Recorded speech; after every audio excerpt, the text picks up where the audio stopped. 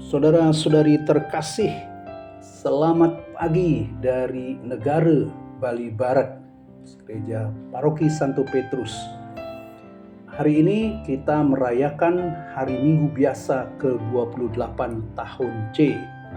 Saudara-saudari terkasih, kita semua tahu rasanya berada di luar lingkaran, tidak dianggap, tidak diterima, atau merasa tidak pantas.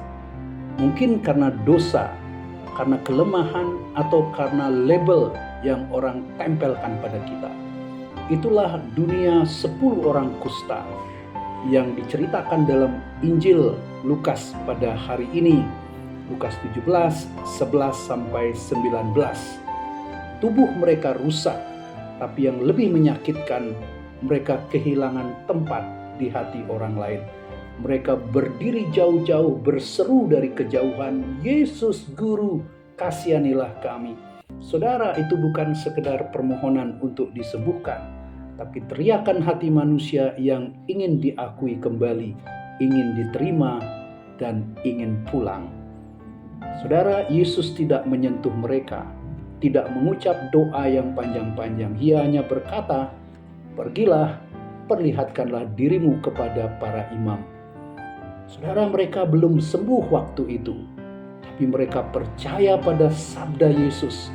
Dan ketika mereka sedang dalam perjalanan dikatakan, mereka disembuhkan. Artinya apa? Iman sejati saudara tumbuh dalam perjalanan ketaatan, bukan dalam hasil yang langsung terlihat. Kadang saudara kita menunggu mukjizat baru mau percaya, tapi Injil hari ini saudara membalik urutannya. Percayalah dulu, dan mukjizat Tuhan akan mengikuti langkahmu. Kemudian dari 10 orang itu saudara, hanya satu yang kembali. Ia berteriak dikatakan, memuliakan Allah dan sujud di kaki Yesus dan bersyukur. Dan yang satu itu dikatakan orang Samaria, orang asing, bukan bagian dari umat pilihan. Yang lain mungkin terlalu sibuk merayakan kesembuhan, kembali ke keluarga, lupa bahwa rahmat itu bukan milik mereka, melainkan pemberian dari kasih Allah. Yesus bertanya saudara, bukankah 10 orang yang tahir? Di manakah yang 9 itu? Pertanyaan ini menggema juga di hati kita. Berapa kali Tuhan sudah menyembuhkan kita dari rasa bersalah, dari kegagalan, dari kehilangan, tetapi kita tidak kembali bersyukur. Nah, saudara-saudari yang terkasih, kisah ini sejalan dengan bacaan pertama pada hari ini dari 2 Raja-Raja 5, 14-17, kisah tentang Naaman, panglima besar dari kerajaan Aram yang disembuhkan di sungai Yordan. Saudara, Naaman hampir gagal menerima rahmat karena kesombongan. Apakah sungai-sungai di negeriku, di negaraku tidak lebih baik? Tapi ketika ia merendahkan diri dan taat, kulitnya menjadi bersih dan hatinya pun diperbaharui. Naaman dan orang Samaria punya kesamaan saudara. Keduanya orang luar, tapi justru mereka yang melihat kasih Allah lebih dalam daripada orang dalam, inner circle. Mereka menunjukkan bahwa rahmat Tuhan tidak kenal batas etnis, agama, atau reputasi. Allah tidak hanya menyembuhkan yang sakit, tetapi juga menembus saudara dinding yang memisahkan antar manusia. Kemudian 10 orang yang disembuhkan, tapi hanya satu yang diselamatkan. Karena kesembuhan saudara menyentuh tubuh, tetapi syukur itu mengubah hati. Iman tanpa syukur mudah menjadi keinginan yang egois, tetapi syukur membuat iman menjadi relasi cinta. Yesus berkata, "Berdirilah, pergilah, imanmu telah menyelamatkan engkau." Inilah kalimat terindah dalam Injil hari ini. Keselamatan dimulai ketika seseorang menyadari kasih yang diterimanya dan kembali untuk memuji Allah.